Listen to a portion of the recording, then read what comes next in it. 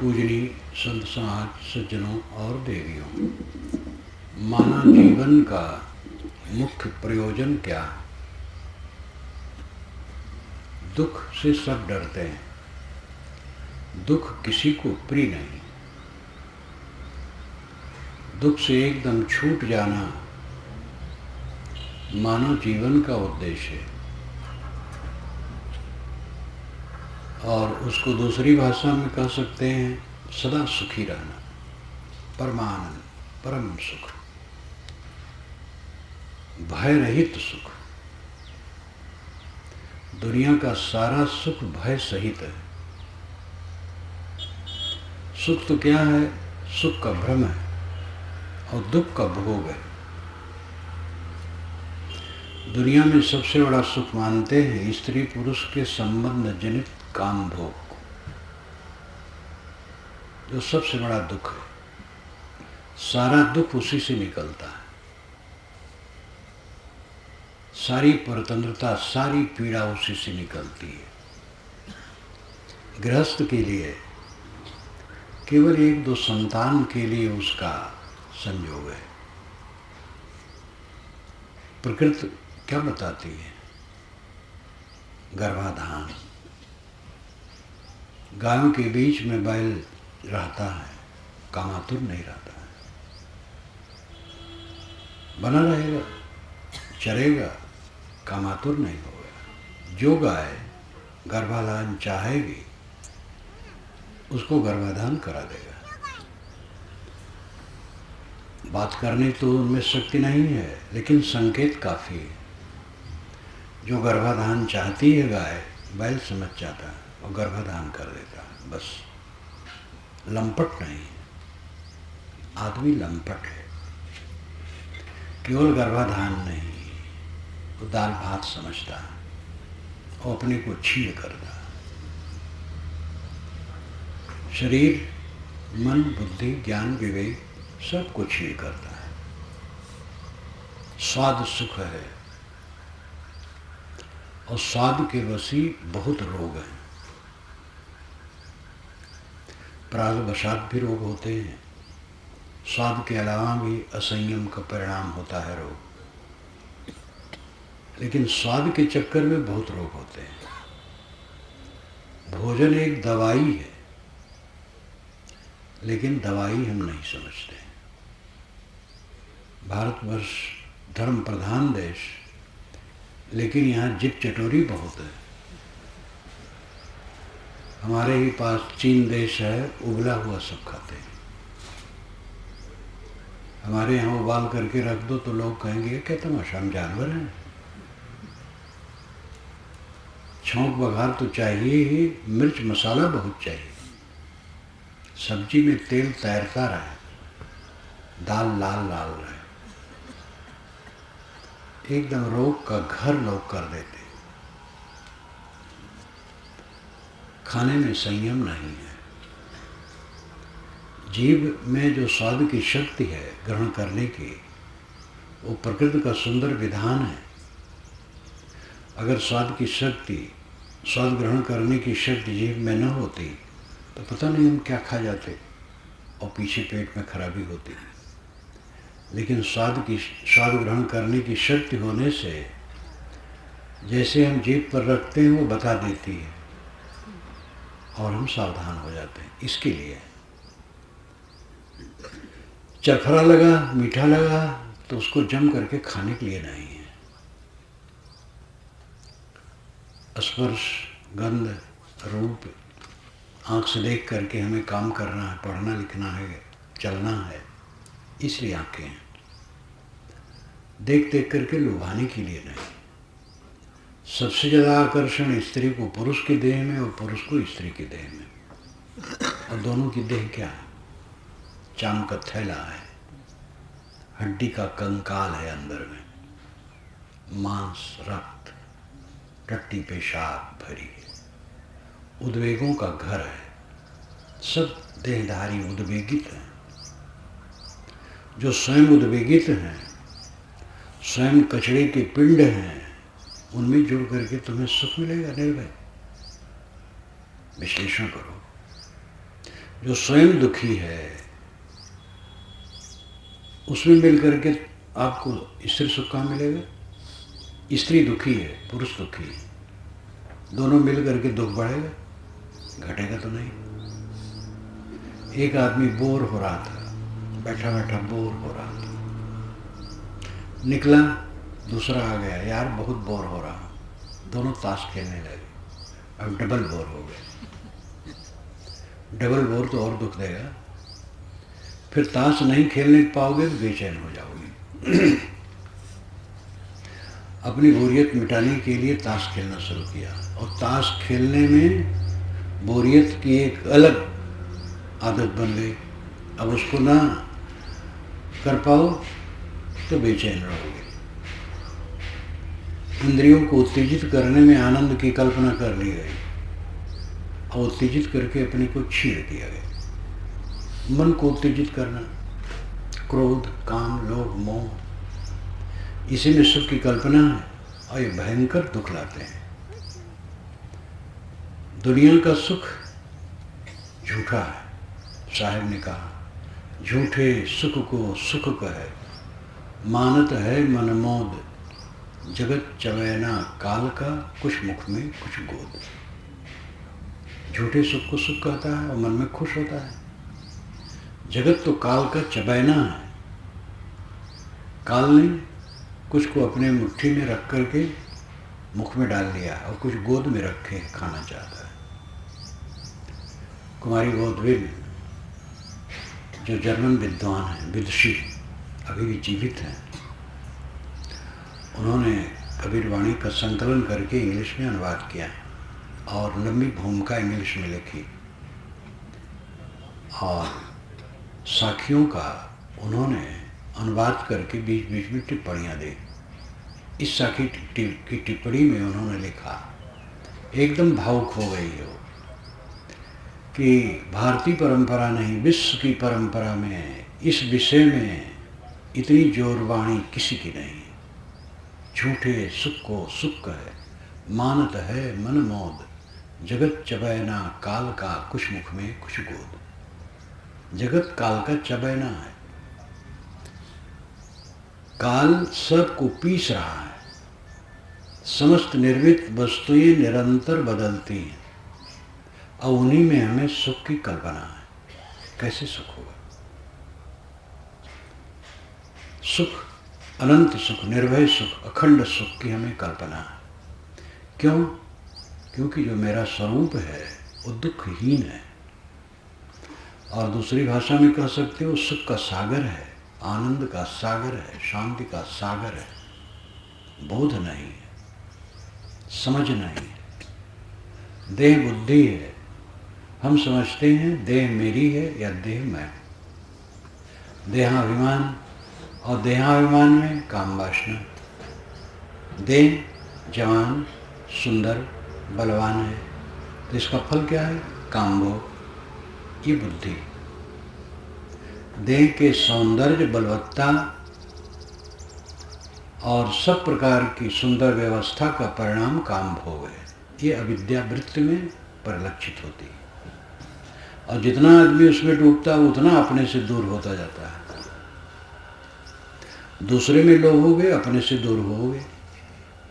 शरीर द्वैत है, विषय द्वैत है, सारा प्रपंच द्वैत है और द्वैत में, दूसरे में हमें आकर्षण, मोह है, आसक्ति है। यही हमारे पतन का खास कारण है। मोटी बुद्धि से हम देख सकते हैं, किसी की गाड़ी को देख के ललचा गए तो हमारा पतन हो गया, हम छोटे हो गए, गाड़ी बड़ी हो गई। किसी का मकान देख के ललचा गए, हमारा पतन हो गया। किसी का पद और प्रतिष्ठा देख के ललचा गए तो हमारा पतन हो गया। किसी की देह की चिकनी चमड़ी देख करके लोभा गए तो हमारा पतन हो गया। जहाँ जहाँ हम ललचाए हमारा पतन हुआ। और पतन में दुख के सिवा क्या है? दुख पतन है और पतन दुख है। ललचा जाना ही दुख है। ललचा जाने ही से तो गर्ज है। ललचाए तो गर्ज, और गर्ज है तो इसका मतलब दुख, स्वरूप का ज्ञान नहीं है। भारतीय परंपरा में आत्मज्ञान जीवन का परम उद्देश्य निर्धारित हुआ, ऋषियों ने निर्धारित किया। सद्गुरु कबीर का तो उसी पर पूरा जोर है।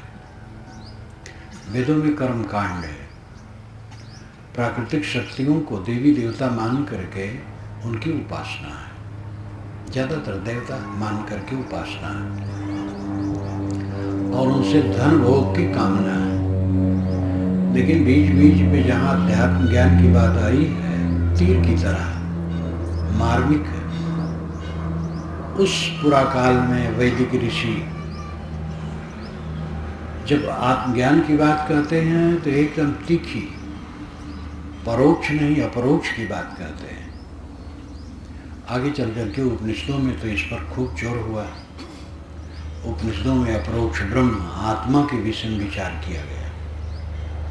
परोक्ष ब्रह्म की भी कल्पना है, लेकिन वेदांती लोग भी परोक्ष ब्रह्म को महत्व नहीं देते हैं, अपरोक्ष ब्रह्म को महत्व देते हैं। परोक्ष ब्रह्म का मतलब है कोई ब्रह्म है जो दुनिया को चला रहा है। अपरोक्ष ब्रह्म मैं स्वयं हूँ, अपने में लौट आओ। भाषा कुछ हो, साहब यही कहते हैं, जो तू चाहे मुझको छाड़ सकल की आश, मुझे ही ऐसा हुए रहो सब सुख तेरे पास। अगर तुम मुझे चाहते हो तो मेरे समान निष्काम बन जाओ। जैसे मैं निष्काम हूँ वैसे तुम भी निष्काम हो जाओ, बस सब सुख तुम्हारे पास है। गृहस्थ लोग कह सकते हैं, देवियाँ कह सकती हैं, हम निष्काम हो जाएं तो गृहस्थी कैसे चलेगी? यही भ्रम है। निष्काम हो जाओ तो गृहस्थी बहुत सुंदर चलेगी। सकाम होने से गृहस्थी बिगड़ती है। सकाम होगे तो अपने बच्चे के लिए, अपनी पत्नी के लिए जाना चाहोगे, तो भाई के लिए, भाइयों के लिए, भाभी के लिए, भतीजे के लिए ख्याल नहीं रहेगा और बिगड़ेगा। और निष्काम रहोगे तो परिवार भर के प्रति एक दृष्टि रहेगी, तो बिगड़ेगा नहीं। कामना ही में सब बिगड़ता है। दशरथ ने कामना में ही बिगाड़ दिया। उनके मन में कामना थी कि राम का राज्य हो, भरत का ना हो, और शर्त थी भरत का राज्य हो। ये आम जनता नहीं जानती है। रामायण रहस्य में मैंने लिखा है कि चित्रकूट में जब राम और भरत की बहस चल रही थी, गोस्वामी जी ने तो बहस नहीं करवाया है, उन्होंने तो कोमल कर दिया। राम कहते हैं भरत जो तुम कहो मैं करूं, भरत कहते हैं आपकी जो इच्छा हो वो करें। लेकिन वाल्मीकि रामायण में ऐसा नहीं, वहाँ तो पूरी बहस है, तर्क है, वकालत है। बारंबार भरत बताते हैं कि आपको चलना चाहिए, राम कहते हैं हमें नहीं चलना चाहिए, और इस पर इतना बढ़िया तर्क है क्या पूछना। रामायण रहस्य में मैंने ये सब लिखा है। जब सभी तर्क से भरत हार गए, तब वे प्रागवेशन पर बैठ गए, आमरण अनशन। उन्होंने सुमंत से कहा कि चटाई कुछ ला करके इस चौकी पर, मिट्टी की बेदी थी, इस पर बिछा दो, मैं इस पर बैठूंगा, आमरण अनशन करूंगा। प्रागवेशन, आमरण अनशन। राम जब तक न लौटेंगे मैं अनशन करके ही प्राण छोड़ दूंगा। सुमंत को उठने की हिम्मत नहीं हुई राम के विरुद्ध, तो स्वयं एक चटाई पड़ी थी उसको उठा लेके लाए और बैठ गए। राम ने कहा भरत तुम गलत काम करते हो। क्षत्रिय प्रागवेशन नहीं करता है, आमरण अनशन नहीं करता है, वो तो धन्ना बांट देता है। ये तो ब्राह्मण का काम है। गांधी जी ब्राह्मण थे, वे प्रागवेशन करते थे, उपवास ठान देते थे, जन्मे कहीं भी हों। गांधी जी ब्राह्मण थे, बहुत ऊंचे ख्याल के थे। तो राम ने कहा भरत तुम गलत करते हो, क्षत्रिय धन्ना बाण उठाता है, आमरण अनशन नहीं करता अपनी बात मनवाने के लिए। और देखो जब कैकेयी की शादी की बात थी तो कैकेयी नरेश ने पिताजी से कहा था कि कैकेयी से उत्पन्न बच्चा गद्दी पर बैठेगा अयोध्या के, ये अगर स्वीकार हो तो मैं कैकेयी को दूंगा, नहीं तो नहीं दूंगा। दशरथ कैकई में लुब्ध थे। कैकई देश पंजाब का व्यास नदी का क्षेत्र है। पंजाब में प्राय लोग गोरे लंबे होते हैं, स्त्रियां सुंदरी होती हैं। पुराने ग्रंथों में आप देखिए, संस्कृत साहित्य में तो भारत के विभिन्न कोनों से लोग, राजा लोग पंजाब से दुल्हन लाते थे। कैकई के मोह में दशरथ ने कहा, कैकई से उत्पन्न बच्चा गद्दी पर बैठेगा, मैं मानता हूँ, ये स्वीकार लिए। अब जब बात आई तो उनको खलने लगा, तो गलत हो जाएगा। भरत ननिहाल गए हैं और तुरंत दशरथ राम की गद्दी सजाने लगे और राम से इतना खुल के कह दिए हैं कि भरत तुम्हारे शिष्य तुल्य हैं, बहुत विनम्र हैं, साधु स्वभाव के हैं, लेकिन अच्छे लोगों के मन में भी फर्क पड़ जाता है, इसलिए जब तक वो अयोध्या से दूर है तुम्हारी गद्दी हो जानी चाहिए। ये दशरथ कहते हैं। ये दशरथ का मनोविकार सब अनर्थ कर डाला। उनका प्राणांत हुआ, कौशल्या रोती रही, कैकई रोती रही, सब दुख। भरत आए, व्याकुल हो गए, पूरी अयोध्या अस्तव्यस्त। ये दशरथ की कामना का दुष्परिणाम हुआ। कहीं भी कामना होगी दुख होगा। सीता जी ने स्वर्ण मृग देखा, मोह गई। राम भी उनका अनुसरण किया। लक्ष्मण ने रोका लेकिन राम नहीं माने और तुरंत इतना कष्ट हुआ कि सीता रावण के पंजे में फंसी रोती रही और राम वन भर रोते रहे। ये कामना वासना का दुख। और वो तभी नहीं रोए, जीवन भर रोए। अयोध्या में आ गए, अयोध्यावासी राम सीता को नहीं समझ सके। सीता अपनी इच्छा से नहीं गई थी लंका, वो पकड़ के ले जाकर गई थी और कैद थी। वो वहाँ रह करके भी राम को जपती थी, रावण को नहीं। सीता निर्दोष थी, लेकिन अयोध्यावासी इसको नहीं समझ सके। अयोध्या में जन जन में ये बात थी कि राम इतने दिनों तक सीता लंका में रही, उनको फिर पत्नी बना ली। करीब 20-22 महीने सीता को लंका में रहना पड़ा था। तो हम लोगों की क्या दशा होगी? हमारी भी पत्नियां कहीं चली जा रही हैं और फिर उनको पत्नी बनाना पड़ेगा।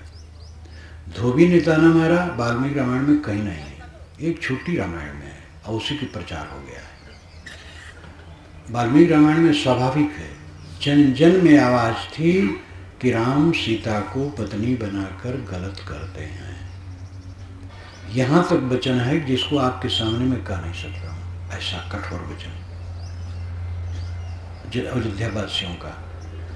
अयोध्यावासी राम सीता को बिल्कुल नहीं समझ सके और उनको सीता को निकाल देना पड़ा। निकालना अच्छा था बुरा था ये अलग विषय है, लेकिन घटना घटी और अंतिम तक रोना हुआ। जब लखनऊ के उत्तर गोमती तट पर नैमिषारण्य क्षेत्र में श्री राम ने यज्ञ विशाल किया, उसमें वाल्मीकि भी सीता को लेके गए और लवकुश भी थे। वहाँ भी राम ने ही कहा कि सीता अपना पातिव्रत प्रमाणित करे। ये पुरुष के मन का पाप, पुरुष प्रायः मन अपना डामाडोल कर देता है। और सीता ने कहा, पृथ्वी माता तू जगह दे, और पृथ्वी फटी हुई समा गई। ये तो अलंकार है, एक तमाचा है पुरुष के गाल पर। सीता नहीं कही कि हमसे 14 बरस तुम इतने 22 महीने अलग रहे तो तुम्हारा क्या विश्वास है? जंगल में तुम रहे, पता नहीं क्या करे, तुम अपना प्रमाण दो।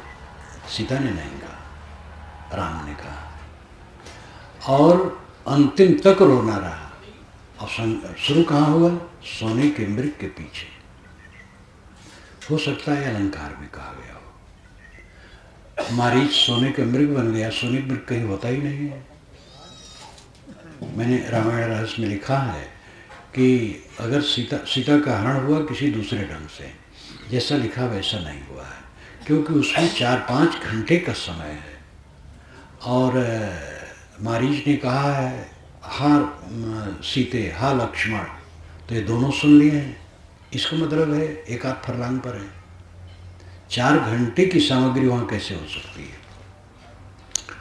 तो हो सकता है यह रूपक में लिखा गया हो, सीताराम सोने के मृग में न मोहे हो, लेकिन हम लोग तो सब सोने के मृग में मोहे हैं, सब के सब मोहे हैं।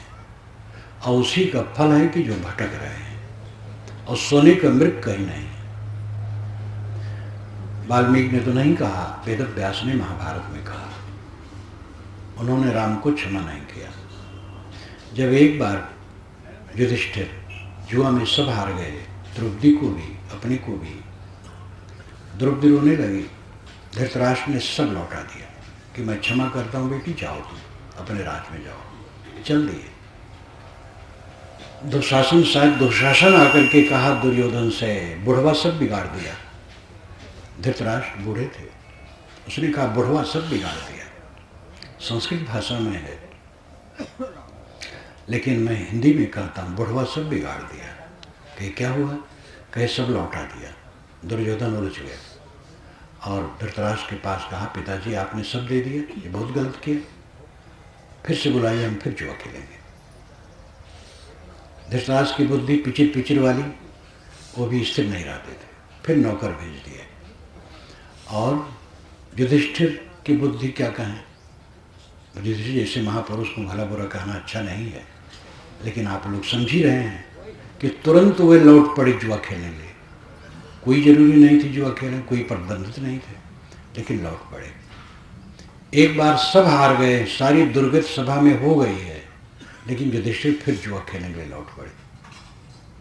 तब उसी का उदाहरण देते हुए वेद व्यास ने कहा, असंभवे हेममेश जंतोष तथापि रामो लुलभे मृगाय प्रायः समासन्न पराभवाणाम धियो विपर्जस तत्रा भवन्ति। सोने का मृग होना असंभव है,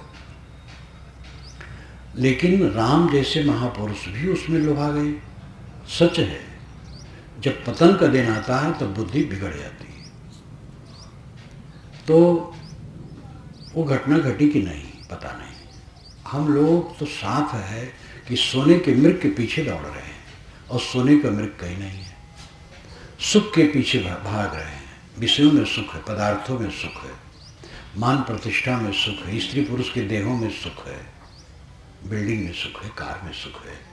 बिल्डिंग कार काम की चीज़ है, उसका उपयोग करो, सुख नहीं है। सुख होता तो बिल्डिंग में रह करके सेठ लोग दुखी क्यों रहते? बड़े बड़े स्वामी, बड़ा ऐश्वर्य है, साधना नहीं है तो दुखी है। तो सुख के पीछे हम भाग रहे हैं। सुख सोने का मृग है, पदार्थों में सुख है, ये सोने का मृग है जो कहीं नहीं है, और उसके पीछे हम भाग रहे हैं। क्योंकि सुख का सागर जो स्वयं आत्मा है उसको हम नहीं समझते हैं। आप सुख के सागर हैं, अनंत आनंद के खजाना, शांत के सागर हैं। अपने को पहचाने। आपका स्वरूप दिव्य है, निर्मल है, शुद्ध है, चैतन्य है, ज्ञान स्वरूप है। आप देह नहीं हैं। देह तो ये मिट्टी का खोल है, कूड़े कचड़े का पुंज है। हम सब एक एक टोकरी कचरा लेके बैठे, और क्या बैठे? बड़े सेठ हैं, बड़े स्वामी हैं, बड़े नेता हैं। तथ्यता क्या है? एक एक टोकरी कचरा लेके बैठे हैं। शरीर एक एक टोकरी कचरा है, और ये व्यवहार है। सेठ होना, नेता होना, स्वामी होना, ये व्यवहार है। उसमें कुछ दम नहीं है, सेवा है। सेठ है वो सेवा करे, नेता है सेवा करे, स्वामी जी है सेवा करे। वो सेवा की जगह है, वो कोई महत्व की चीज़ नहीं है। सेठ होना कोई महत्व की चीज़ नहीं, बड़ा कबाड़ी है सेठ। कई बार आपसे मैं कहता हूँ, ये घटना घटी थी अयोध्या के पास। अयोध्या एक कस्बा में था, तो एक भक्त आए एक सज्जन को मिलाने के लिए। उन्होंने कहा, साहब ये बड़े सेठ हैं। तो मैंने कहा, हाँ ये बड़े कबाड़ी हैं। तो मुझे घूर करके वो ताकने लगे। तो मैंने बताया कि आपके पास मकान बड़ा होगा, इसलिए ईटा सीमेंट का कबाड़ ज़्यादा होगा। आपके घर में नोटों का कबाड़, बर्तन का कबाड़, फर्नीचर का कबाड़, कपड़े कबाड़ ज़्यादा होगा, इसलिए आप बड़े कबाड़ी हैं। तो हंसने लगे, कहीं महाराज आप सच कहते हैं। सेठ है, बड़ा कबाड़ी है, और छोटे कबाड़ी है। और एक कबाड़ का ले करके तो हम लोग घूम रहे हैं, शरीर कबाड़। ये सब कबाड़ है। हीरा मोती परम तत्व राम, वो ज्योतित आत्मा अष्टाचक्रानों द्वारा देवानाम पूर्योध्या तस्याम हृदय कोशा स्वर्गो ज्योत्सावृता, ये वेद का मंत्र है। 8 चक्र 9 द्वारे वाली अयोध्या नगरी में सोने का खजाना है जो ज्योतित है। 8 चक्र मूलाधार, स्वादिष्ठान, मणिपुर, अनाहत, विशुद्ध, याज्ञा, सहस्रार, सुरत कमल, ये गुदा से लेके खोपड़ी तक में कल्पना है 8 चक्रों का। वो चक्र कहीं नहीं है लेकिन कल्पना है, और ये कल्पना बहुत पुरानी है। बीजक की व्याख्या में इन सभी चक्रों का मैंने शास्त्रीय ढंग से वर्णन किया है और अंत में बताया है कि ये कहीं है नहीं, लेकिन ये चलता है, कहानी में चलती है। 9 द्वारा और 9 द्वार है, 2 आँखें, 2 नाक, 2 कान, 6 मुख, 7 टट्टी पेशाब की जगह ये 9 हो गए। कबीर साहब हर जगह 10 द्वार कहते हैं। उस खोपड़ी में तालमूल जो है उसको कहते हैं। उपनिषद में एकादश द्वार कहा गया, पूर्व में एकादश द्वार में जिससे वक्रचित सा, एकादश दरवाजे का पुर है जिसमें एक अज, अवक्र और चेतन आत्मा निवास करता है। तो उसमें पेट में जो नाभि है उसको भी ले लिया जाता है। अष्टचक्रानों द्वारा देवानाम पूर्योध्या, देवताओं की अयोध्यापुरी। देवता कौन है? इंद्रियां। अयोध्यापुरी ये शरीर है। और तस्याम हिरण्य कोशा, इसमें सोने का खजाना है।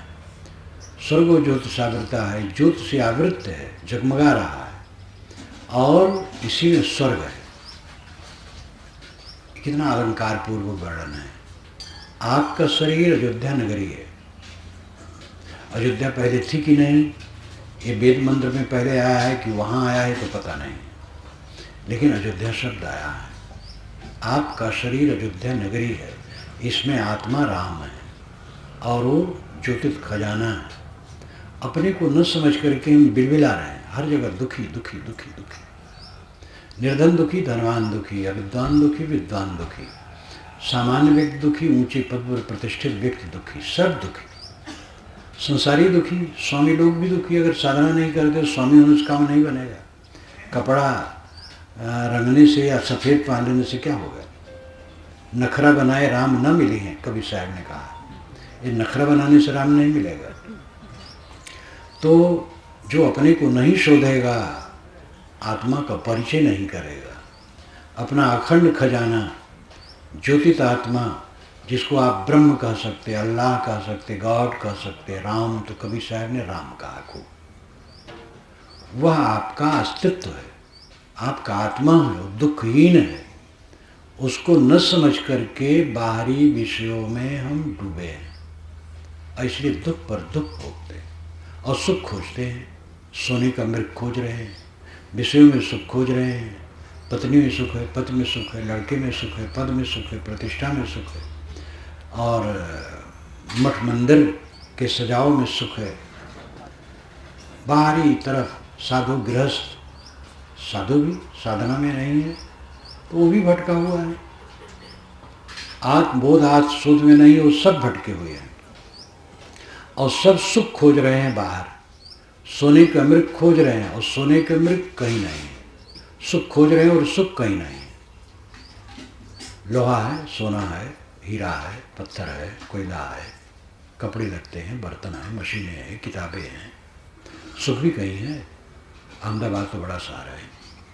जो सेठ लोग हैं 10-20 लाख रुपए लेकर के दुकानों पर जा कर के पूछें, 1 तोला सुख मिल जाए, 10 लाख रुपया कोई ले ले, सुख कहीं नहीं है। सुख नाम की वस्तु दुनिया में कहीं है ही नहीं, और उसी के पीछे सब पागल है। यही सोने का मृग है जो असंभव है। हम दुख नहीं चाहते हैं, दूसरी भाषा में निर्भय अखंड सुख चाहते हैं, और वह होगा आत्मबोध और आत्मशोध में। अपने आत्मा का बोध प्राप्त करो, अपने को शोधो, अपने को पहचानो। इंद्रियों की झरोखे से हम संसार को देखते हैं। संसार विदेश है। अमरपुर ले चलो मोर सजना, बचपन में मैंने देवियों के मुख से गाते सुना था, कबीर पंथ नहीं सुना था। लेकिन कबीर की वाणी ऐसी घुसी चारों तरफ, 18-17 वर्ष की उम्र तक तो मैं कबीरपंथ सुना ही नहीं था, लेकिन कबीर भजन बचपन से सुनता था, माता की गोद में सुनता था। माता गाती थी और उन्हीं माताओं की आवाज़ में मैंने सुना, अमरपुर ले चलो मोर सजना, अरे मेरे सजना मुझे अमरपुर ले चलो। ये संसार मर है, यहाँ सब क्षणभंगुर है, कितना आनंद मानो, थोड़ी देर में रोना है। संत लाओत्से ने लिखा है 3 घटना अंत में घटनी है, अकिंचनता, अकेलापन और असमर्थता। लाओत्से की पुस्तक पर मेरा भाष्य है, यहाँ पता नहीं पुस्तकें तो होंगी नहीं शायद, आई हैं, अच्छा। उन्होंने कहा है अकिंचनता, अकेलापन और असमर्थता, ये 3 घटना जीवन में घटना है। एक बहुत बड़ा पूंजीपति है, बहुत बड़ा नेता है, बहुत बड़ा स्वामी है, बूढ़ा है, असमर्थ, खाट में पड़ा है, अब वो अकेला है। कोई नौकर चाकर सेवक होगा, कुछ पानी दाना दे देता होगा, अकेला पड़ा है। अटल बिहारी वाजपेयी जैसा नेता, बड़ा प्यारा नेता, आज वो दिल्ली में कमरे में अवसाद में पड़ा है, उसकी पार्टी वाले भी नहीं मिलने जाते। अकिंचनता, बड़ा भारी सेठ है, खरबों की संपत्ति पूरी दुनिया में फैली है, लेकिन उसके कमरे में क्या है? दवाई पानी बस। अकिंचन, असमर्थ और अकेला, ये घटना घटनी है। इसको पहले से देखो, क्या मेरा है, सारी पोल पट्टी समझने से खत्म हो जाती है। अविद्या बस इतने हम ग्रसित हैं कि होश ही नहीं है। ये पानी का शराब का नशा तो बहुत थोड़े समय में उतर जाता है, अविद्या का नशा कभी उतरता ही नहीं, रात दिन चढ़ा रहता है। ज्ञान हो जाने पर भी चढ़ा रहता है। ज्ञान है लेकिन तामस वृत्ति है, वो समझ नहीं सकता। ज्ञान है, सच्ची समझ, संशय रहित, पारख निजे दुर्गुण रहे, ये विशाल देव की पंक्ति है। भगवान के जड़ चेतन निर्णय में आखिरत की तरफ ये पंक्तियाँ आई हैं। कई छंद हैं, उसमें एक ये पंक्ति है, सच्ची समझ, संशय रहित, पारख निजे दुर्गुण रहे। एक छोटी सी पंक्ति में श्री विशाल साहब ने हम लोगों की नाड़ी, दुखती हुई नाड़ी को छुआ है। सच्ची समझ है कि संसार में हमारा कुछ नहीं है, सब छूट जाने वाला है। संशय रहित है, मेरा आत्मा ही अपना और कुछ नहीं। पारख निजे, अपने में परख है, लेकिन दुर्गुण रहता है। क्यों? क्योंकि अभी अभ्यास द्वारा उसको मिटाया नहीं गया है। समझ तो हो गई है, पारख तो हो गई है, निश्चय हो गया है, लेकिन जो कूड़ा कचरा भरा है उसको अभी पूरा धोया नहीं गया है, तो दुर्गुण है, तामस है, क्रोध है, वासना है, मोह है, अहंकार है, घमंड है। काला सर्प शरीर में खाइन सब जग छाए, बिरले तेजन बाँचे हैं राम ही भजे बिचारे। सदगुरु कबीर कहते हैं कि काला सांप सबके शरीर में है और सबको झार खा रहा है, उससे वही बचेगा जो विचार पूर्वक राम का भजन करेगा। कबीर साहब की वाणी में राम बहुत प्रिय शब्द है। कबीर साहब राम बहुत प्रिय शब्द मानते थे। 250 बार उन्होंने केवल बीजक में राम कहा है। राम की कबीर साहब राम उपासक थे, परम राम उपासक। कौन राम उपासक? अंतरात्मा। बाहर के राम हमारे आदरणीय हैं, श्री राम हमारे पूज्य हैं, पितामह हैं, आदरणीय। लेकिन जो राम श्री राम में भी था, रावण में भी था, हमारे में भी, आप में भी, वो राम को साहब मानते हैं जो व्यापक दृष्टिकोण का है। राम रमेते कुकुरी पूता, वो खुद कहते हैं राम तो कुकुरी के पूत में भी रमा है। किसी ने कहा कबीर आप राम राम बहुत कहते, राम क्या है? तो उन्होंने कहा राम रमेते कुकुरी पूता, तो कुकुरी पूत में भी रमा है, तुम राम नहीं समझते हो? सब घट मेरा साइया सुनी सेज न कोय। साहब कहते जो राम भजेगा वो ये सांप से बचे। हमारे शरीर में सांप है, अभी पूर्व प्रवक्ता बता रहे थे, सांप वाला घर आप रहना नहीं चाहेंगे। और हमारे शरीर में सांप है, वो बड़ा प्यारा है, अहंकार सांप है, वो बड़ा प्यारा है। हमें कोई कह दे तुम अहंकारी हो तो हम लाठी ले लेंगे। ज्ञानी को कोई कह दे अहंकारी हो, सिर झुका लेगा। अहंकारी तो है ही है, अहंकार के कारण ही तो भटक रहे हैं देह धर करके। अहंकार रूपी सांप सबके शरीर में है। जब भक्त लोग मिलने आते हैं, पति पत्नी परिचित लोग, तब प्राय में पूछता आपस में झगड़ते तो नहीं? तो झगड़ा तो होता ही है, कुछ लोगों में कम होता है, कुछ लोगों में ज़्यादा होता है। ये देवियों को धन्यवाद है, ये सह करके जीतती हैं, और पुरुषों की कमजोरी है बड़बड़ा करके हारते हैं। घर में गए बड़बड़ाना शुरू किए, और बड़बड़ाने मतलब हारना, और सहने मतलब जीत लेना। साहब ने कहा हारा सो हरि को मिले, जीता जमपुर जाए। जो हारता वो हरि को मिलता है, और जो जीता हो यमपुर जाता है। जीतने की इच्छा, इसका मतलब है अहंकार, और अहंकार ही यमपुर है। और जो हार गया वो हरि को मिलता है। हरि कहीं बाहर है, हरि आपका आत्मा है। बाएं दहिने तजो विकारा, निज के हरिपद गहिया। कहीं कबीर गूंगे गुर खाया, पूछी सो क्या कहिया। बाएं दहिने सारे विकारों को छोड़ दो, निज के हरिपद गहिया। हरिपद निज स्वरूप है, आत्मा ही हरि है। बीजक की व्याख्या में मैंने हरि का ऐतिहासिक अध्ययन भी लिखा है।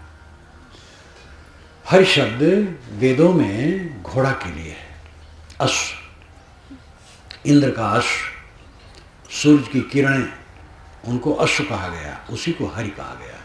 हरि का शुद्ध शब्द है हरा हरा, अर्थ है हरा हरा। हरि का पहला अर्थ है हरा हरा, जो हरा भरा हो हरि है। और वेद के अनुसार अश्व को हरि कहा गया, सूरज की किरणों को हरि कहा गया है। वाल्मीकि रामायण के अनुसार हरि का अर्थ वानर है। हरीश्वराः, सुग्रीव बाली इत्यादि को हरीश्वर, हरियों के मालिक कहा गया है। हरि आत्मा परमात्मा परक ईसा के बाद बना है। इसका लंबा व्याख्यान मैंने, लंबी चर्चा मैंने बीजक व्याख्या में की है। कबीर साहब जब अपनी वाणी बोल रहे थे, उससे 1000 वर्ष पहले हरि शब्द आत्मा परमात्मा परक बन गया था, इसलिए उन्होंने हरि शब्द लिया। और राम शब्द उसके 500 वर्ष पहले परमात्मा परक बन गया था, तो राम शब्द भी उन्होंने लिया। राम बहुत लिया, हरि सारंग पाणी रघुराई तक लिया। वैष्णव भक्त संत उनके साथ लगे रहते थे। एक वैष्णव ने कहा महाराज रघुनाथ कब मिलेंगे, तो उन्होंने नहीं कहा कि नहीं मिलेंगे। उन्होंने कहा सहज समाधि उन्मुन जागे, सहज मिले रघुराई। सहज समाधि लग गई, उन्मुन जग गई, तो सहज ही रघुनाथ मिल गए। ये सकारात्मक सत्य का प्रतिपादन है। सहज समाधि का अर्थ है सारे संकल्प शांत हो गए, शुद्ध चेतन मात्र सहज अपना अस्तित्व है, और उसमें आत्मा स्थित हो गया। और उन्मुन जगना, दुनिया से वितृष्णा हो जाना, दुनिया नश्वर है, रहने वाली नहीं, मेरे साथ नहीं, इस प्रकार संसारिकता से वितृष्णा हो जाना। तो जब सहज समाधि लग जाएगी और उन्मुन जग जाएगी, साहब ने कहा सहज मिले रघुनाई, रघुनाथ सहज मिल गए। यही रघुनाथ का मिलना है। दुनिया से उदास हो जाओ और अंतर्मुख हो जाओ। अंतर में अपना आत्मा ही रघुनाथ है। तो कबीर साहब ने राम शब्द बहुत कहा। काला सर्प शरीर में खाई सब जग जाए। जगत के सारे लोगों के शरीर में काला सांप है, सबको खा रहा है। उससे वही बचेगा जो विचार पूर्वक राम का भजन करेगा, जो समझेगा मैं राम रूप हूँ, मैं ब्रह्म रूप हूँ, परमात्मा हूँ, शुद्ध बुद्ध हूँ, निर्मल हूँ। जो ये समझेगा वो दुख से मुक्त होगा। एक है परोक्ष में परमात्मा, परमात्मा अलग है, मैं अलग हूँ। उसकी उपासना से मुझे आनंद होगा, ये उपासना है। दूसरी उपासना है परमात्मा अलग नहीं है, परमात्मा मेरा अपना स्वरूप है। ये उपासना की दो विधियां मुख्य हैं, एक परोक्ष उपासना, एक अपरोक्ष उपासना। समय से इसकी चर्चा की जाएगी। अभी तो इतना ही है कि जो असली परमात्मा है वो आपका अस्तित्व है। ऋषियों ने यही कहा है, वेदों में यही कहा गया है। 6 शास्त्रों में कहीं ईश्वर के दर्शन की बात नहीं आई है। ईश्वर से मिलना हो, दर्शन होना है। ये जो महापुरुषों को भगवान मान लिया गया, दुनिया भर का मालिक, और उनसे मिलने की बेताबी है, एक भावुकता के अलावा क्या है? जो शरीर छोड़ दे वो कहाँ मिलेंगे? उनके शरीर के कण भी कहीं नहीं मिलेंगे। उनकी हड्डियाँ सड़ करके हजारों वर्ष पूर्व, सैकड़ों वर्ष पूर्व समाप्त हो गई हैं। कैसे मिलेंगे? कबीर साहब से मिलने के लिए भी आजकल बेताब हैं लोग। एक भक्त ने एक शहर में कहा, बड़े शहर में, कलकत्ता में, वो अपने घर ले जा रहा था। वो गाड़ी पर आगे बैठा था, मैं पीछे बैठा था। और पुरानी घटना है, उस समय वो बुजुर्ग था और मेरा शरीर जवान था। तो उसने कहा, साहब मैं कबीर साहब का दर्शन किया। मैंने कहा, मैं तो तुम्हारे दर्शन से कृतार्थ हो गया। तो वो मेरे ऊपर उलझ गया। वो बूढ़ा था, मेरे विचारों को जानता था, मेरे विचारों से कुटकुटाता था। तो उलझना उसका अधिकार था क्योंकि बुजुर्ग था। मैंने कहा, भाई तुम कबीर साहब दर्शन किए, मैं तो तुम्हारा दर्शन पा करके कृतार्थ हूँ, मुझे ऐसा नहीं कबीर साहब दर्शन होंगे। तो भावुक लोग कबीर से मिलना चाहते, श्री राम से मिलना चाहते, श्री कृष्ण से मिलना चाहते, शिव और विष्णु से मिलना चाहते हैं। ये सब बेकार की बातें हैं। जितने देहधारी शरीर छोड़ते हैं उनके शरीर के कण तत्व मिल जाते हैं। अब आत्मा अपने कर्म के अनुसार गति पाती है। कोई किससे क्या मिलेगा? अपने से मिलो। अपने से मिलना नहीं चाहते हो जो सत्यता है, और बाहर मिलना चाहते हो जो बिल्कुल झूठ है। मिलते मिलते तो आज तक दुर्गति हो गई है। ये मिल मिल के दुर्गति हुई है। ये चाहिए, वो चाहिए, वो चाहिए, वो चाहिए। मिलना बंद कर दो, फिर देखो अखंड खजाना मिल जाए। मिलना बंद करना, आँखों को बंद कर लो, कानों को बंद कर लो, सब इंद्रियों को बंद कर लो, मन को शांत कर दो, निर्विकल्प हो जाओ, फिर अपने से मिल गई। चश्म बंदो, गोश बंदो, लपि बंद, गर्नबीनी सर्रहद परमन बखन। रूमी साहब ने कहा, आँखों बंद कर लो, होठों को बंद कर लो और कानों को बंद कर लो, फिर इतने पर सत्य के दर्शन न हो तो मेरा मजाक उड़ाना। साहब ने कहा, समझ बूझ जड़ हो रहे, बल तुझ निर्बल हो, कहाँ कबीर तासंद का पला न पकड़े कोई। जो समझ बूझ करके जड़ हो गया, अनाड़ी बन गया और सारे अहंकार को छोड़ करके निर्मानी हो गया, उसको कोई पकड़ नहीं सकता। इस दुनिया में परम सुख के लिए मरना पड़ेगा, और मरना हमें प्रिय नहीं है। मरने का नाम लो सब चौंक जाते हैं, जबकि मरना पक्का है। मरने के पहले मरना होगा। अहंकार को मारना ही मरना है, और इसी से अमरता की प्राप्ति होती है। हमारे में दो मैं है, एक झूठ में, एक सच में। शरीर ये झूठ में है और इसका नाम झूठ में है। अभिलाष गुरुदेव ने नाम रख दिया, काल्पनिक है। वो सच नहीं है, मेरा स्वरूप नहीं है। ये शरीर भी मेरा स्वरूप नहीं है, ये झूठ में है। और ये झूठ में सब समय सच होकर खड़ा रहता है। इसलिए सच में हम स्थित नहीं होते हैं। सच में क्या है? शुद्ध चेतन, मेरा अस्तित्व, जो मेरा अपना होना है, चेतन है, वही शुद्ध मैं है, वही असली मैं है। ये नकली मैं मरे बिना असली मैं में कोई स्थित नहीं हो सकता। नाम रूप का अध्यास पूरा छोड़े बिना स्वरूप स्थित नहीं हो सकती है। इस चीज को समझें। आपका परमात्मा, आपका ब्रह्म, आपका खुदा, आपका गॉड, आपका अल्लाह, आपका राम, आपका अस्तित्व है। स्वरूप ज्ञान यही बताता है। धर्म साहब ने क्या कहा? परम सिद्धांत वेदों का बताकर आत्मा मुझको। हे गुरुदेव, वेदों का परम सिद्धांत आत्मा का ज्ञान है, आत्मा का बोध है। उसको बता करके हमारा बेड़ा पार कर दीजिए। सारे शास्त्रों और सब का निचोड़ है आत्मज्ञान, आत्मशोध, आत्मबोध, आत्मस्थित। आप क्यों दरिद्र हैं? आप बादशाह से बादशाह हैं, सम्राट, स्वराट। सम्राट का मतलब सबका राजा, स्वराट का मतलब अपना राजा। आप अपना राजा हैं, सबके राजा हैं। अपने को पहचानें, अपने को पाएं, दुखहीन हो। सारे दुखों का अंत वही है। व्यवहार का काम करना है, खाना पीना, लेना देना, बर्ताव करना, काम धंधा करना। जो जिस श्रेणी में है परिश्रमी रहें, निकम्मे न रहें, परिश्रमी रहें, गतिशील रहें। लेकिन अपने को पहचानें। आप कमाते क्यों हैं? खाने के लिए। खाते क्यों हैं?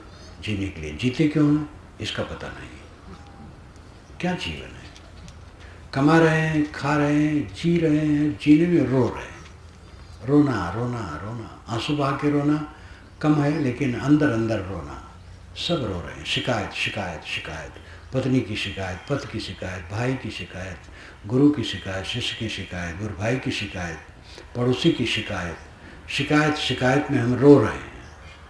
और जो चाहते हैं वो मिल नहीं रहा, मिलेगा नहीं, क्योंकि आप झूठ चाहते हैं, सोने का मिर्च चाहते हैं, वो कभी मिलेगा नहीं। और जो सच है उस पर दृष्टि नहीं है। तो मैंने आपसे कहा था कि जीवन का फल है आत्मबोध, आत्मशोध, आत्मशांति। उसको समझने की चेष्टा करें, यही जीवन की सार्थकता होगी। मैं अपनी वाणी को विराम देता हूँ।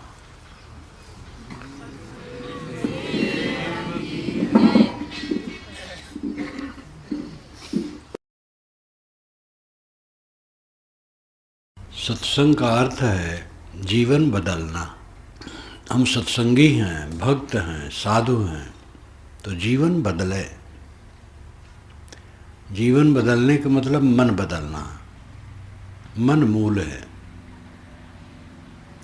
मन का बदलना ही जीवन का बदलना है। अंधकार से प्रकाश की तरफ गति करना, ये बदलना है। पुराना अनुभव सबका क्या है? कामासक्त रहना, देहाभिमानी रहना और कामासक्त रहना। थोड़ी प्रतिकूलता पा करके क्रोध, जलन चित्त में होना, अनुकूलता पा करके मोह करना,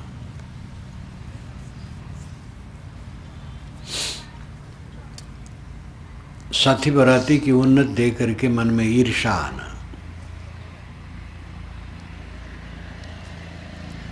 किसी के सद्गुणों में असूया।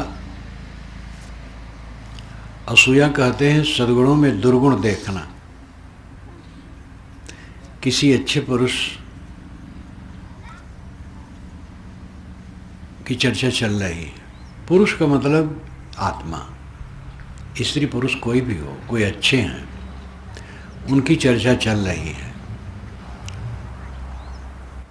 उस चर्चा में ऐसा विचार रखना कि हाँ अच्छे तो हैं, लेकिन ये कमी है उनमें। ये असूया दोष है। गुणों में दोष खोजना, सद्गुणों में दुर्गुण खोजना,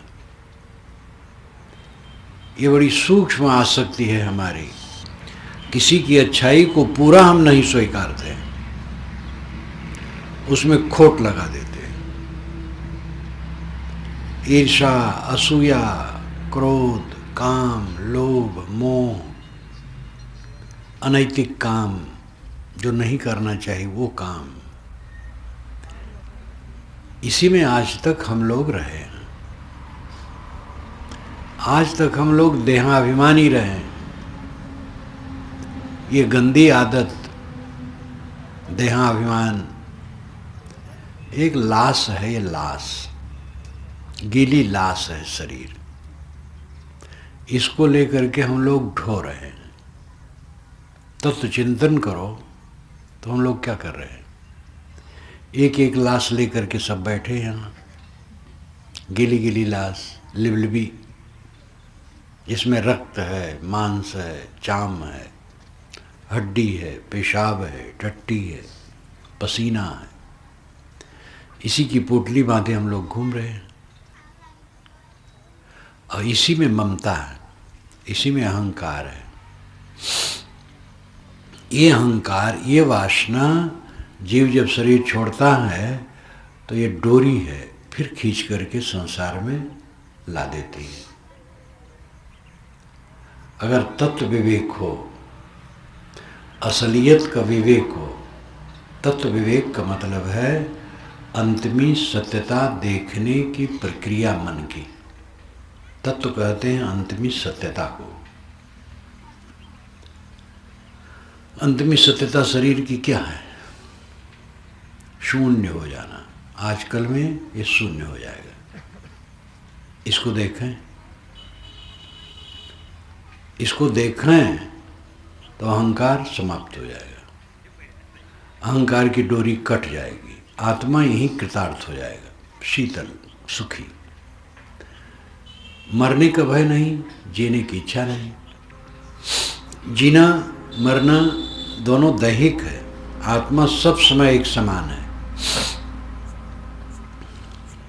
जीना का मतलब देह में रहना, मरने मतलब है देह से अलग हो जाना।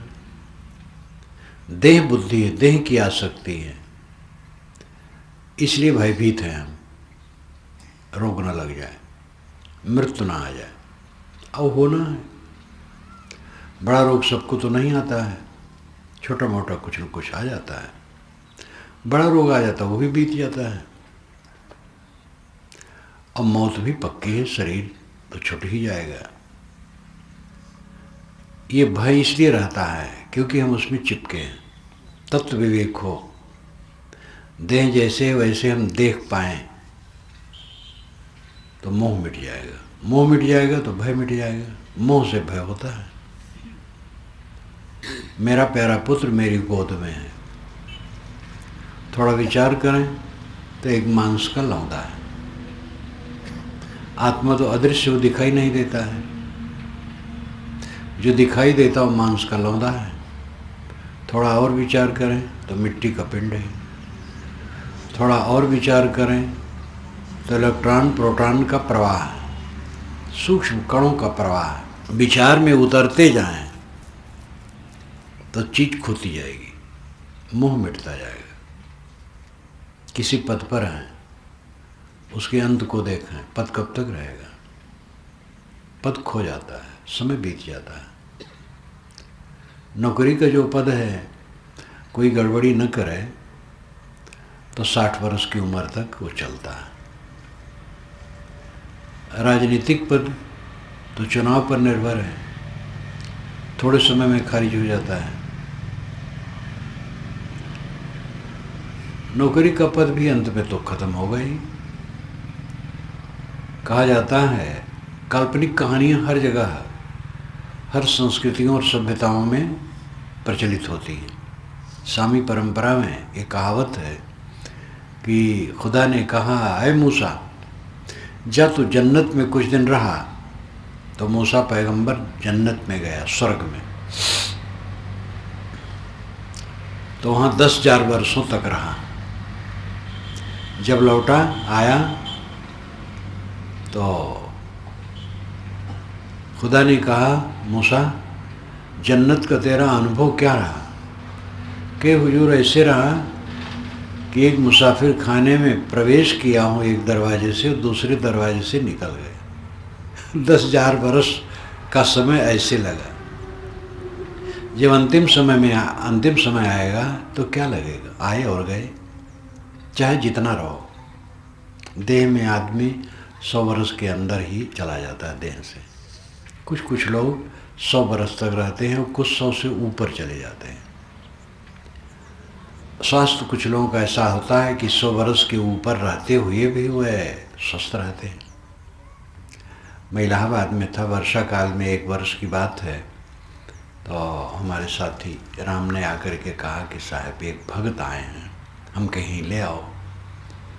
कि सब बूढ़े हैं और दरवाजे पर पेड़ के नीचे चटाई बिछा दिया हूँ, बैठ गए। हम क्या अच्छा, तो गया कुर्सी लेके बैठा।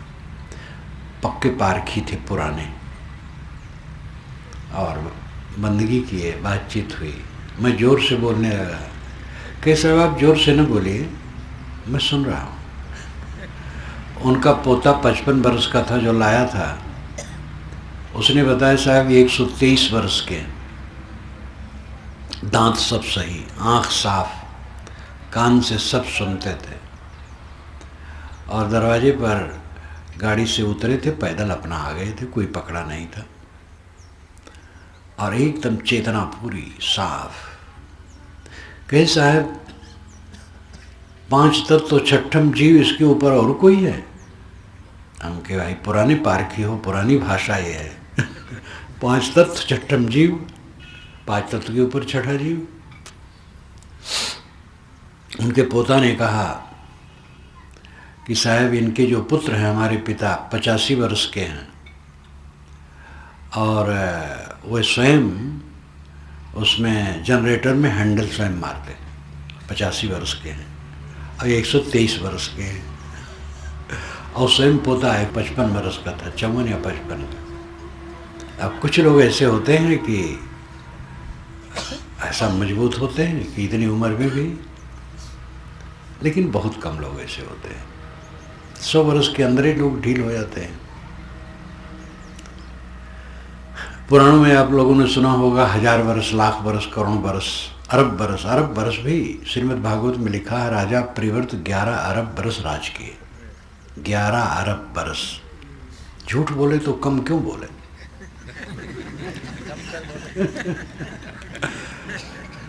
दो राही जा रहे थे तो थक गए, एक जगह बैठ गए पेड़ के नीचे, कहे यार भूख बहुत लगी है। तो एक ने कहा लाओ मन ही मन में चना चबाया जाए। तो दूसरे ने कहा मन ही मन में चबाना है तो मन ही मन में पूरी सब्जी क्यों न खाई जाए? झूठे खाना है जब तो चना क्यों चबाए, पूरी सब्जी खाए। तो अब लिखना तो था 11 अरब वर्ष राज्य किए राजा प्रिवर्त, उनके रथ का पहिया जहाँ जहाँ गया समुद्र बन गया। ये जितने पृथ्वी पर समुद्र हैं राजा प्रिवर्त के रथ के पहिया के चिन्ह हैं। और वो बढ़ई कौन था जो रथ बनाया था, और वो घोड़ा कौन थे जो खींचते थे। ये सब अतिशयोक्तियों का भंडार पुराण है। पुराण और महाभारत, रामायण में भी है, वाल्मीकि रामायण में भी अतिशयोक्तियाँ हैं। हनुमान जी जब पर्वत से कूदते हैं तो पर्वत के तमाम शिलाखंड उखड़ करके और पेड़ पौधे उखड़ करके उनके साथ चलते हैं और फिर बीच में गिर जाते हैं। कैसे? जैसे पहुना जब हम विदा करते हैं तो पहुना के साथ चलते हैं फिर लौट आते हैं। तो जिस पर्वत पर वो पैर रखते हैं और वहाँ से कूदते हैं, वहाँ के सारे पत्थर, बड़े बड़े चट्टान उखड़ उखड़ कर, पेड़ उखड़ उखड़ कर वायु के वेग से हनुमान जी के पीछे चल करके फिर समुद्र में गिर जाते हैं। ये बढ़िया अलंकार काव्यों में। बात यह है कि आदमी 100 वर्ष जिए तो क्या होगा। 100 वर्ष से कुछ ऊपर, 100 वर्ष के अंदर सब जीते हैं। वेद के ऋषि बड़े ईमानदार हैं, वे 100 वर्ष जीने की कामना करते हैं। बड़े निश्चल, वेद को पढ़ो तो लगता है जैसे एकदम बच्चे की तरह वे निश्चल है ऋषि। मारने को होगा तो मारने कहेंगे, वे नहीं कहेंगे हम मारेंगे नहीं और चुपके से मार दें। जो कहेंगे वो करेंगे और सरल हृदय के हैं। 100 वर्ष जीने की कामना वेद के ऋषि करते हैं।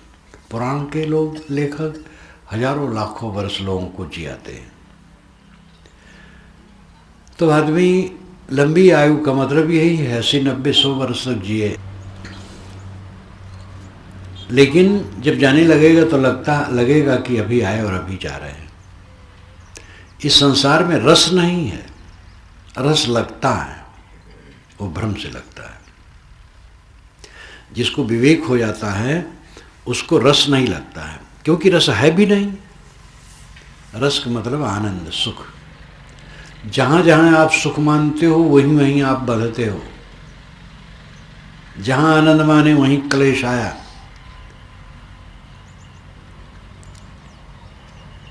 अपना प्यारा लड़का है, अब उसकी थोड़ी सी बात में हम दुखी होते हैं।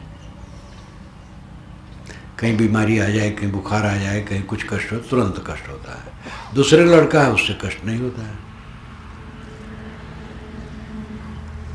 लड़का अगर कहा न माना किसी बात में तो कष्ट होता है।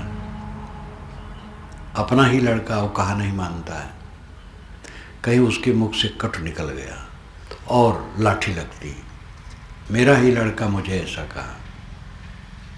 ये सब मन की मान्यता हम बना करके दुखी रहते।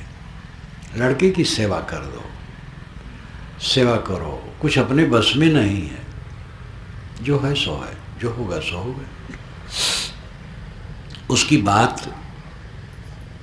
को इतना तुल न दो, वो भी इंसान है, उससे त्रुटि हो सकती है।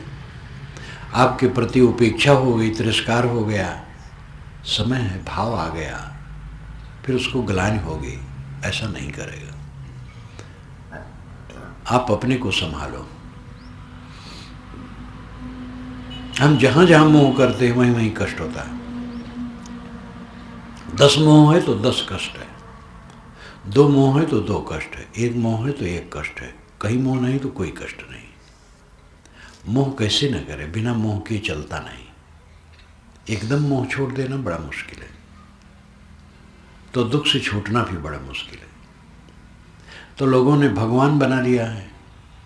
भगवान से प्रार्थना करो, दुख दूर कर देगा। भगवान बेचारा दुख नहीं दूर कर पाएगा। जितने भगवान आप देहधारी सुने हैं वे स्वयं दुखी रहे। जहाँ जहाँ गलत किए हैं वहाँ वहाँ उनको दुख हुआ है।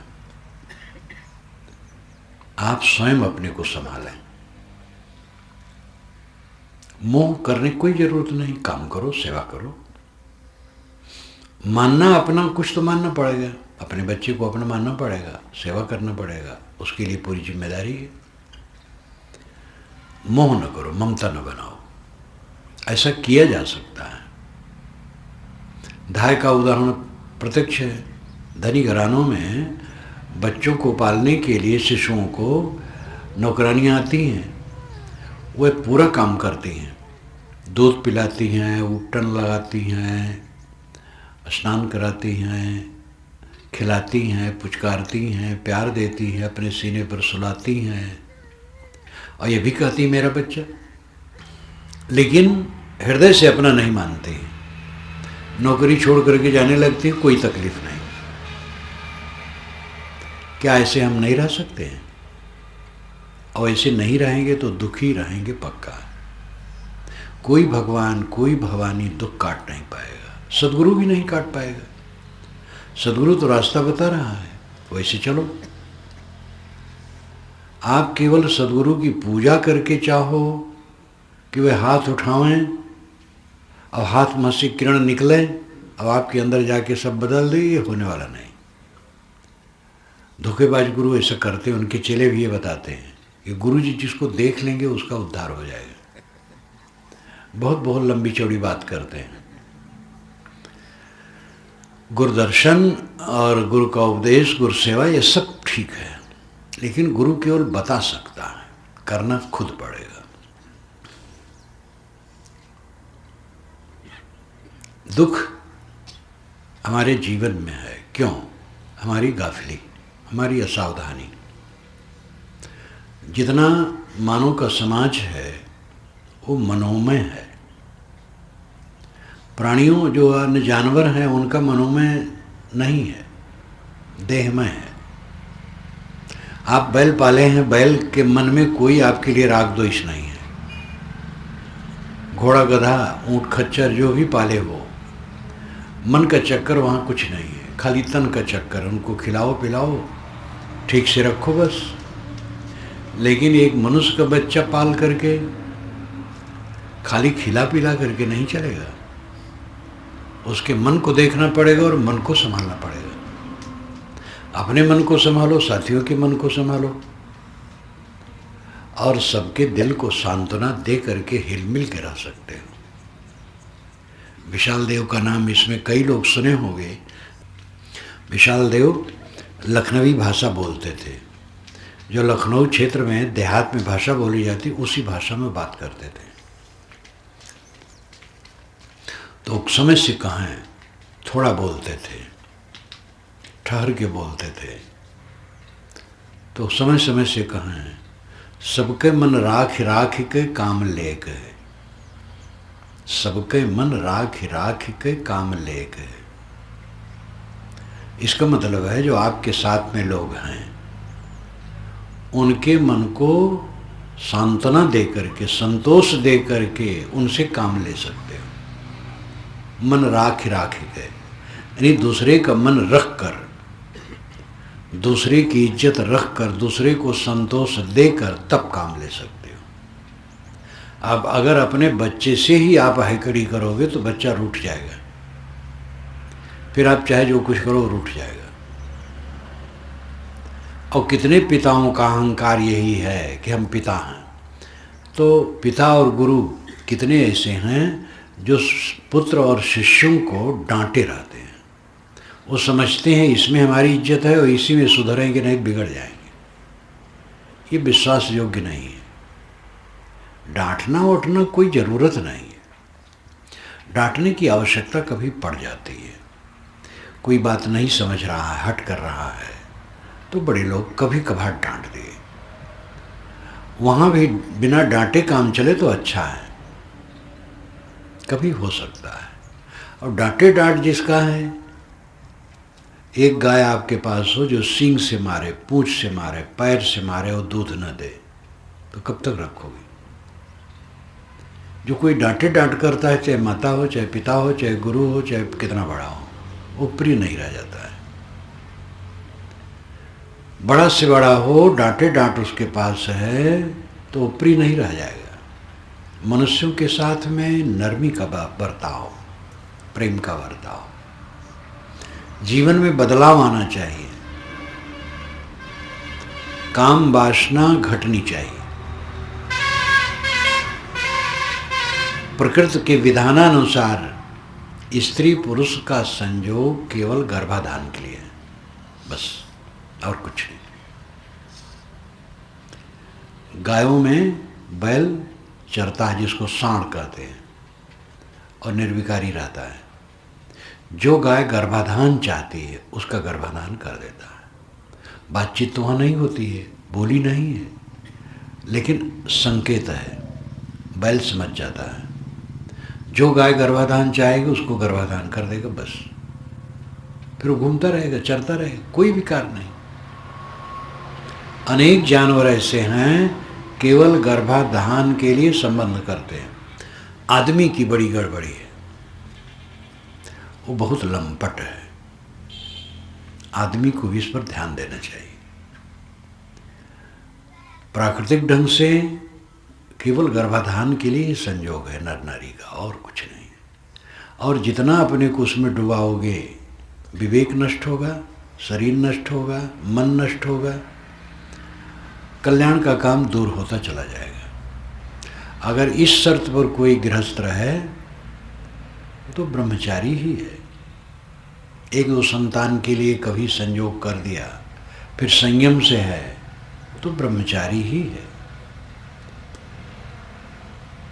और ये कठिन इसलिए है कि आसक्ति है, अविवेक है। अंततः जितना इसको घटा सके अच्छा है। ये ज्ञान की बात, जो आध्यात्मिक ज्ञान है, सफल तब होगी जब अधिक से अधिक ब्रह्मचर्य का पालन होगा। और ये कोई भी समझ सकता है और इसको अपने में तरमीम ला सकता, बदलाव ला सकता है। अधिक लंपटता घट गई, इतना बहुत है। पर स्त्री पर पुरुष से तो संबंध होना ही नहीं चाहिए, इसीलिए तो बिल्कुल पक्का रहना चाहिए। क्रोध करके, बड़बड़ा करके आप अपने साथियों से ऐसा व्यवहार करते हैं कि वो आपसे विमुख हो जाते हैं। इस पर देखें, क्रोध घटाएं। और इसका तो तमाम अनुभव है। ऐसे लोग हैं जो अपने पुत्र को बहुत कटकाते थे, तो पुत्र बिल्कुल बिगड़ा रहता था। जब मेरा संपर्क पड़ा, उनको समझाया और जान पाया तो डांटा कि तुम्हारा बहुत गलत व्यवहार है, आज से उससे नम्र हो जाओ, मीठा बोलो। उसकी त्रुटियां उछाल रहे हो, मीठा बोलो, सहृदय हो जाओ। और हो गए, और सब मामला बढ़िया हो गए। अब उनका लड़का उनका अनुगामी है, जवान है लेकिन अनुगामी है। वो स्वयं खुश हैं कि साहब आपकी दवाई इसी काम की, अब तो बहुत बढ़िया, बिल्कुल हमारे पास बैठता है और प्रेम का बर्ताव करता है। अब यही पिता हैं तो गर्म रहते थे तो वो दूर रहता था। ऐसे गुरु को मैं देखा हूँ जो शिष्य को हरदम डांटे रहते। एक गुरुत्व ही थोड़े है कि शिष्य को डांटे रहे। शिष्य गुरु तो एक मर्यादा है, दोनों तत्वतः समान है।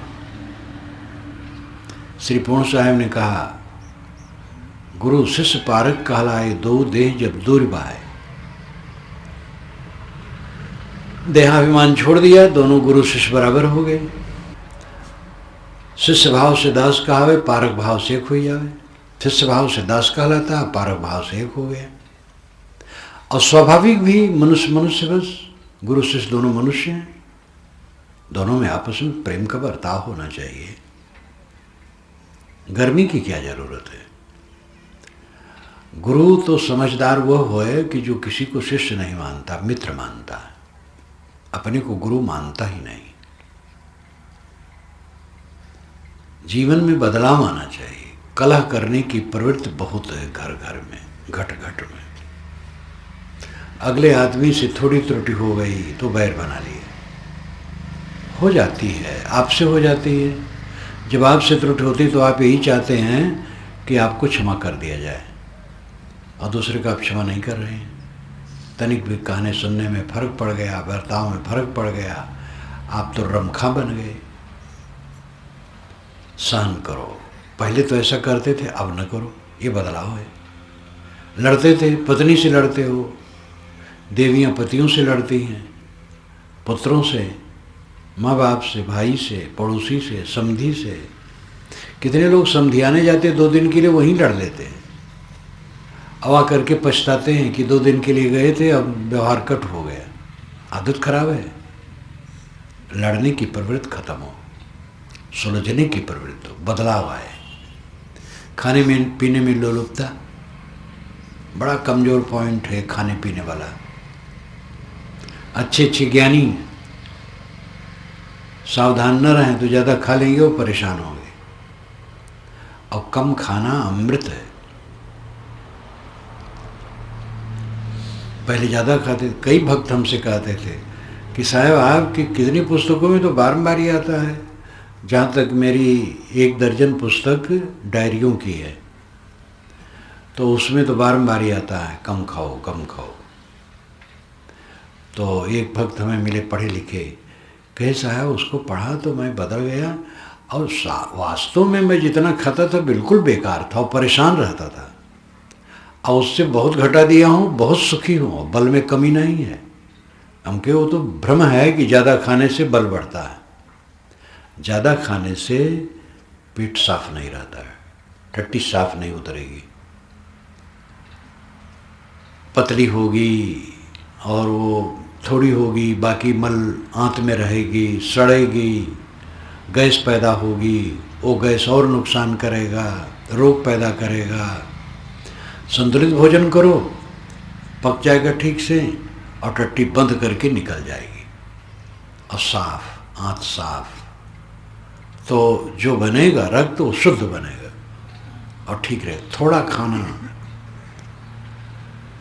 कम खाओ और गम खाओ। गम खाना बहुत जरूरी है। कम खाना, कम खाना, गम खाना, ये 2 बात मान ले तो सब वेद सास और गुरबाणी आ गई। गम खाओ, सहलो, पत्नी की झड़प सहारो। अरे देवियाँ अपने पति की झड़प सहारे। एक बहुत मज़ेदार कहानी है कि बीरबल से अकबर ने कहा कि हमारे जितने सभासद हैं उनको खड़ा करो, और एक एक से पूछो अपनी पत्नी को कौन नहीं डरता है। तो खड़ा कर दिया गया। सभासद बहुत थे, तो एक तरफ खड़ा कर दिया गया। एक एक से पूछने लगे, सब कहें भाई मैं तो अपनी पत्नी से डरता हूँ। तो उनको एक तरफ सब करते गए, काफ़ी लोग एक तरफ हो गए, एक आदमी उससे अलग खड़ा हो गया। तो अकबर ने समझा भाई ये अपनी पत्नी नहीं डरता होगा। तो बीरबल ने पूछा तुम अपनी पत्नी को डरते हो? तुम तो अलग खड़े हो गए हो। कहे नहीं, मेरी पत्नी ने कहा है कि जिधर बहुत लोग खड़े हो उधर न खड़े होना। अच्छा तो सुनो, तुम भी डरते हो? पत्नी की बात मानते हो? एक विनोद है। ये जो देवियां हैं ये भंडारी हैं, घर की मलकिन हैं, असली मलकिन हैं, इनसे डरो।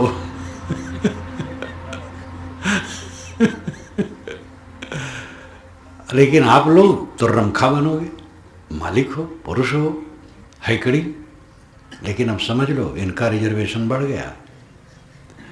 और ज़्यादा टिल्ली नवेशी करोगे तो थोड़े दिन में दल निकलेगा, नहीं चलेगा, नहीं चलेगा, झंडा लेके निकलेगी। इसलिए नम्र रहो, प्रेम का बर्ताव करो, शील का बर्ताव करो। 4 जने साथ में हैं और मन कसैला है, उनकी तरफ देखने में मन नहीं होता है, पत्नी की तरफ देखने में मन नहीं होता है, देवियों को पति की तरफ देखने में मन नहीं होता है, बच्चा खटकता है आंख में, भाई खटकता है। क्या जीवन है? जीवन है कि नरक है? जिनके बीच में आप हो उनको देख करके खुश रहो, एकदम खुश खुश प्रसन्न। और मन का विकार अगर है तो शोध करके उसको निकाल दो। विकार के नाते है जो देख करके खुश नहीं रहते हो। जीवन जैसे पहले था वैसे अभी है, नरक वही नरक बुद्धि, ईर्षा, द्वेष, असहनशीलता, घृणा, वैमनस्य, चिंता, उद्वेग, काम की लंपटता, जीव की लंपटता। तो सत्संग का मतलब क्या हुआ? जीवन बदल नहीं रहा है तो सत्संग का मतलब क्या हुआ? जीवन बदलना चाहिए। काम की लंपटता घटाओ, क्रोध का उद्वेग घटाओ, ईर्ष्या छोड़ो, द्वेष छोड़ो, आपस में प्रेम समता का बर्ताव करो, शरीर की नश्वरता को समझो, आत्मा की अमरता को समझो। आप देह नहीं हो, शुद्ध चेतन आत्मा हो। देहाभिमान तो आज तक पालते रहे, मैं देह हूँ, देह बुद्धि रही, अब आत्म बुद्धि करो। और साधना करते करते ऐसा मन बन जाए कि सब समय आत्माकार वृत्ति रहे, मन की वृत्ति आत्माकार। ये भाव रहे कि मैं शुद्ध निर्मल आकृत विहीन, उसमें आकार नहीं, रूप नहीं है। आप कहोगे रूप नहीं तो कोई चीज़ नहीं है। हवा में कोई रूप है? लेकिन हवा जोर से आती तो बड़े बड़े पेड़ों को उखाड़ करके फेंक देती। जीव का कोई देखने का रूप नहीं है, लेकिन इतना सशक्त है कि सारा ज्ञान विज्ञान उसी की देन है। आप शुद्ध चेतन हैं, आपका कोई आकार नहीं, कोई रूप नहीं है, आप अरूप हैं, लेकिन आप अखंड ज्ञान स्वरूप हैं। मैं देह नहीं हूँ, शुद्ध चेतन हूँ, निर्विकार हूँ, आकृत विहीन, रूप रंग विहीन, शुद्ध चेतन मात्र हूँ, दुख रहित, पाप रहित, पीड़ा रहित, देश काल आयाम से परे। जैसे देश बड़ौदा के धर्मपुरी कबीर पारख आश्रम के प्रांगण में हम लोग हैं। ये देश हुआ, काल 5 बजने वाला है। ये काल, ये देश काल से आत्मा बिल्कुल अलग है। देश और काल से कुछ मतलब नहीं है। देश और काल के आयाम से ऊपर शुद्ध चेतन, निर्विकार, आकृत विहीन, रंग विहीन, प्रपंच विहीन, जिसमें न पति न पत्नी न पुत्र न गुरु न शिष्य न देह न कुछ भी नहीं, केवल शुद्ध चेतन। ये विवेक, और इस विवेक को देर तक चित्त में चलाओ, देखो शांत क्लेश रहित मन। और ये जितना बढ़ता जाएगा क्लेश रहित मन होता चला जाएगा। फिर उसको जीने मरने का डर क्या है? जीने की इच्छा नहीं, मरने का भय नहीं। जीना मरना है ही नहीं, मृत्यु तो है ही नहीं। धृतराष्ट्र के पास सनत सुजात ऋषि पहुंचे रात में। वो रात बताया गया है, वास्तव में धृतराष्ट्र के उलझन का समय था। वे संदेश सुने थे पांडवों का, और संजय ने कहा था मैं अभी थोड़ा कह देता हूँ, फिर सुबह सभा में कहूँगा। तो ये और आंदोलित को पता नहीं क्या कहेगा। तो उनकी रात बहुत भयंकर हो गई। तो वो जागरण पर्व एक हो गया। लेखकों ने ऐसा रूपक बनाया है और उसमें जो दिया है बड़ा सुंदर वर्णन है। तो उसी में सनत सुजात आ जाते। अब सनत सुजात रात में कहाँ झट से आ जाएंगे, लेकिन सनत सुजात सनत कुमार हैं, ऊंचे संत ऋषि। तो धृतराष्ट्र ने कहा कि भगवान, मैं सुना हूँ कि आप कहते मृत्यु है ही नहीं, लेकिन मृत्यु को जीतने के लिए कितने साधक तपस्या करते हैं। जब है ही नहीं तो जीतने की क्या जरूरत है। सनत सुजात ने कहा, तुम भी ठीक कहते हो। जो मृत्यु समझते हैं उसको जीतते हैं, लेकिन जब वो ऊंची दशा आ जाती है ज्ञान की, स्वरूप स्थित की, तो वहाँ मृत्यु तो है ही नहीं, जीतना कहाँ है। जो है ही नहीं उसको क्या जीतना है। बड़ा सुंदर उपदेश है। जो सदैव आत्मा में रमता है, जो देश काल से अतीत है, सदगुरु कबीर ने बीजक में कहा है, शशि शूर रैन सारदी तहाँ तत्व परले नाय, काल काल परले नहीं तहाँ संत बिरले जाए। शशि चंद्रमा, सूर सूरज, रैन रात दिन, और ऋतुएं, कुछ नाम ले लिया गया। सबका मतलब है कि ये प्राकृतिक जगत उसमें नहीं है। तत्व परले ना है, काल काल परले नहीं तहाँ संत बिरले जाएं। तो इसका मतलब नहीं कोई लोक है, लोक है तो देश काल है, वो तो फिर जड़ है। जाए का मतलब है उसमें ठहरना। आत्मा में न देश है, न काल है, न चाँद है, न सूरज है, न बाग है, न जागीर है, न मठ है, न मंदिर है, न गुरुवाई है, न चलाई है, कुछ भी नहीं। शुद्ध चेतन मात्र। तहाँ के बिछड़े बहु कल्प बीते, भूमि परे भुलाए, साधु संगत खोज देखो बहुर न उलट समाए। साधु संगत खोज करके देखो साधु संगत में, और फिर उलट करके न समाओ। ये भुलवे को, ये झुलवे को भय नहीं, जो होवे संत सुजान, कहीं कबीर सत सुकृत मिले तो बहुर न झूले आन। इस झूलने का भय सुजान संत को नहीं होता है। जिसको सत और सुकृत ये दोनों मिल गए वो फिर नहीं झूलता है। सत है स्वरूप का ज्ञान, सुकृत है निर्मल मन। आत्मा का ज्ञान हो गया और मन निर्मल हो गया, बस उसको झूलना क्या है। वो देह ही को अस्वीकार दिया, देह है ही नहीं, दिखती है, मिट्टी का लौंदा चल रहा है, कहीं टूट के गिर जाए। अपना स्वयं आत्मा राम है, निरंतर परम संतुष्ट। तो मृत्यु कहाँ है। जब आत्मा राम में रमता है, देश काल से अतीत आत्मा उस स्वरूप में जो रमता है, तो मरना और जीना दोनों झूठ है। स्वयं तृप्त है वो। दूसरे के देखने में दूसरे देहधारी शरीखा, वो भी खाता पीता हंसता बोलता चलता फिरता है, लेकिन उसकी स्थिति अत्यंत उच्चतम है। जिसकी उस स्थिति उच्चतम हो गई, स्वरूप भाव में टिक गया, सारा भय खत्म हो गया। पूरा परिवर्तन ये जीवन का है।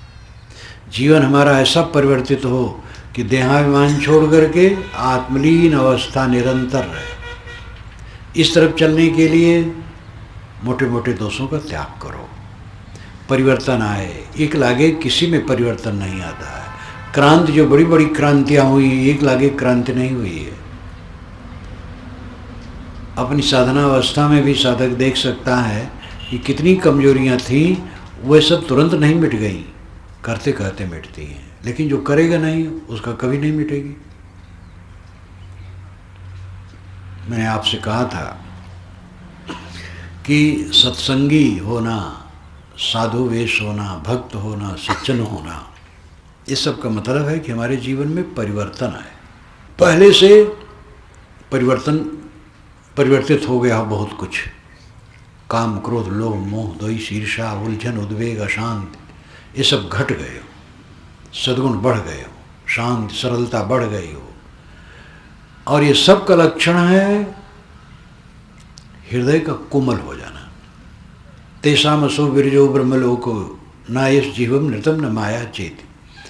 ये उपनिषद में है, प्रश्नोपनिषद में पिप्लाद ऋषि ने कहा है, तेषाम असो विरजो ब्रह्मलोको, उसके लिए निर्मल ब्रह्मलोक है जिसमें जीवम, अनित्यम और माया, ये तीनों नहीं। जीवम का मतलब है कुटिलता, अनित्यम का मतलब झूठ, माया का मतलब है छल कपट। जो अकड़ रहित सरल हो गया और सच्चा हो गया, निर्माया हो गया, उसके लिए ब्रह्मलोक है, निर्मल ब्रह्मलोक। विरज, रज रहित धूल, गर्द गुब्बार से रहित ब्रह्मलोक। वो गर्दा गुब्बार क्या है? मन का विकार। मन का विकार कट गया, ब्रह्मलोक कहीं बाहर थोड़े है, आत्मा ही ब्रह्मलोक है। ये उपनिषदों में, श्रुतियों में भी ऋषियों ने कहा है। सच का निर्देश सब काल में सब देश में हुआ है, लेकिन जंजाल इतना वाणी का है कि उसमें सब भटक जाते हैं। इसलिए छानबीन करना चाहिए। तो मेरे कहने का जो अर्थ है वो यह है कि हम लोगों में परिवर्तन आए, दुर्गुण से सद्गुण की तरफ जीवन बढ़े। गंदगी, मन वाणी कर्मों की जो गंदगी है, उससे उत्पन्न गलत व्यवहार है, जिससे हम अपने साथियों में कलह करके दुखी हैं, अंदर अतृप्त बाहर अतृप्त। इसमें परिवर्तन आना चाहिए। पवित्रता बढ़ती जाए, सरलता बढ़ती जाए, निर्मलता बढ़ती जाए, तब सत्संग का अर्थ होता है। इसी पर ध्यान दें। मैं अपनी वाणी को विराम देता हूँ।